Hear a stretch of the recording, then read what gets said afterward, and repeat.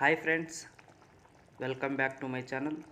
ನಾವಿವತ್ತು ಮಿನಿ ಆಲೂಗಡ್ಡೆಯಲ್ಲಿ ಆಲೂ ದಮ್ ಕರಿನ ಮಾಡ್ತಾಯಿದ್ದೀವಿ. ಸೊ ಈ ಆಲೂ ದಮ್ ಕರಿ ನೀವು ಚಪಾತಿ, ರೋಟಿ, ಪೂರಿ ಜೊತೆ ಮತ್ತು ಅನ್ನದ ಜೊತೆ ಕೂಡ ಸೇವಿಸ್ಬೋದು. ಸೊ ಹಾಗಾದರೆ ಬನ್ನಿ ಇದನ್ನು ಯಾವ ರೀತಿ ಮಾಡೋದಂತ ನೋಡ್ಕೊಂಬರೋಣ. ಮೊದಲಿಗೆ ನಾವು ಒಂದು ಬೌಲ್ನಲ್ಲಿ ಸುಮಾರು 7ರಿಂದ 8 ಮಿನಿ ಆಲೂಗಡ್ಡೆನ ತೊಗೊಂಡಿದ್ವಿ. ಆಮೇಲೆ ಒಂದು ಸ್ವಲ್ಪ ಉಳ್ಳಾಗಡ್ಡಿ, ಆಮೇಲೆ ಒಂದು ಟೊಮೊಟೊನ ಈ ರೀತಿ ಹೆಚ್ಚಿಟ್ಕೊಂಡಿದ್ದೀವಿ. 1 ಟೀ ಸ್ಪೂನ್ನಷ್ಟು ಜಿಂಜರ್ ಗಾರ್ಲಿಕ್ ಪೇಸ್ಟು, 4 ಟೀ ಸ್ಪೂನ್ನಷ್ಟು ಕೊಬ್ಬರಿ ಪುಡಿ, ಅರ್ಧ ಟೀ ಸ್ಪೂನ್ನಷ್ಟು ಅರಿಶಿನ ಪುಡಿ, 1 ಟೀ ಸ್ಪೂನ್ನಷ್ಟು ಅಚ್ಚಕಾರದ ಪುಡಿ, ಒಂದು ಸ್ವಲ್ಪ ಜೀರಿಗೆ ಸಾಸಿವೆ, 1/4 ಟೀ ಸ್ಪೂನ್ನಷ್ಟು ಗರಂ ಮಸಾಲೆ, ಆಮೇಲೆ ರುಚಿಗೆ ತಕ್ಕಷ್ಟು ಉಪ್ಪನ್ನು ತೊಗೊಂಡಿದ್ದೀವಿ. ಆಮೇಲೆ ಒಂದು ಸ್ವಲ್ಪ ಕೊತ್ತಂಬರಿ ಸೊಪ್ಪು, ಕರಿಬೇವು ಸೊಪ್ಪು, ಆಮೇಲೆ ಒಂದು ಸ್ವಲ್ಪ ಪುದೀನ ಸೊಪ್ಪನ್ನು ತೊಗೊಂಡಿದ್ದೀವಿ. ಇವಾಗ ಒಂದು ಪಾತ್ರೆನ ಇಟ್ಕೊಂಡು ಅದಕ್ಕೆ ಒಂದು ಸ್ವಲ್ಪ ಎಣ್ಣೆನ ಸೇರಿಸ್ಕೊಂಡ್ಬಿಟ್ಟು ಇವಾಗ ನಾವು ಇದರಲ್ಲಿ 1-2 ಹಸಿಮೆಣಸಿನ್ಕಾಯಿನ ಸೇರಿಸ್ಕೊಳ್ಳೋಣ.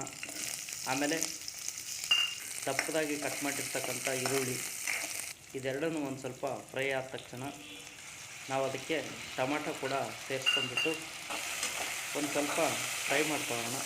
1 ನಿಮಿಷ ಫ್ರೈ ಮಾಡಿಕೊಂಡ್ರೆ ಸಾಕಾಗುತ್ತೆ. ನೋಡಿ, ಇಷ್ಟು ಫ್ರೈ ಆದರೆ ಸಾಕು. ಇದನ್ನು ನಾವು ಮಿಕ್ಸಿಗೆ ಸೇರಿಸ್ಕೊಳ್ಳೋಣ. ಇದನ್ನು ರುಬ್ಕೊಬೇಕಾಗುತ್ತೆ. ಸೊ ಇದೆಲ್ಲನ ಮಿಕ್ಸಿ ಜಾರ್ಗೆ ಸೇರಿಸ್ಕೊಂಡ್ಬಿಟ್ಟು ಇದಕ್ಕೆ ಒಂದು ಸ್ವಲ್ಪ ಕೊತ್ತಂಬರಿ ಸೊಪ್ಪನ್ನು ಸೇರಿಸ್ಕೊಂಡ್ಬಿಟ್ಟು ಇವಾಗ ಮಿಕ್ಸಿಗೆ ಹಾಕ್ಕೊಂಬರೋಣ. ನೋಡಿ, ಈ ರೀತಿ ನುಣ್ಣಗೆ ಗ್ರೈಂಡ್ ಮಾಡ್ಕೊಬೇಕು.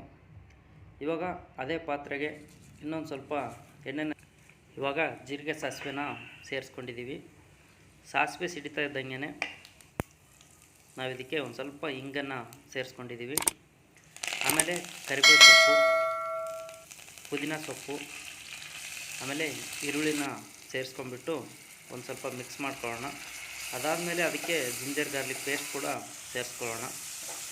ಇದು ಮೂರನ್ನು ಒಂದು ಸ್ವಲ್ಪ ಚೆನ್ನಾಗಿ ಫ್ರೈ ಆದಮೇಲೆ ನಾವಿದಕ್ಕೆ ಇವಾಗ ಅರಿಶಿನ ಪುಡಿ ಮತ್ತು ಅಚ್ಚಕಾರದ ಪುಡಿನ ಆ್ಯಡ್ ಮಾಡ್ಕೊಂಬಿಟ್ಟು ಒಂದು ಸ್ವಲ್ಪ ಮಿಕ್ಸ್ ಕೊಟ್ಟು ತಕ್ಷಣವೇ ನಾವು ಅದಕ್ಕೆ ಆಲೂಗಡ್ಡೆನ ಸೇರಿಸ್ಕೊಬೇಕಾಗುತ್ತೆ.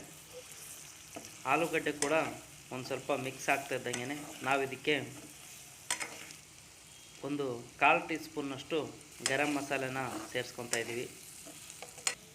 ಇವಾಗ ಮಿಕ್ಸ್ ಆಗಿದೆ. ನಾವು ಇದಕ್ಕೆ ರುಬ್ಬಿಟ್ಕೊಂಡಿರ್ತಕ್ಕಂಥ ಪೇಸ್ಟ್ ಕೂಡ ಸೇರಿಸ್ಕೊಂಡು ಇನ್ನೊಂದು ಸ್ವಲ್ಪ ನೀರನ್ನು ಕೂಡ ಸೇರಿಸ್ಕೊಳ್ಳೋಣ.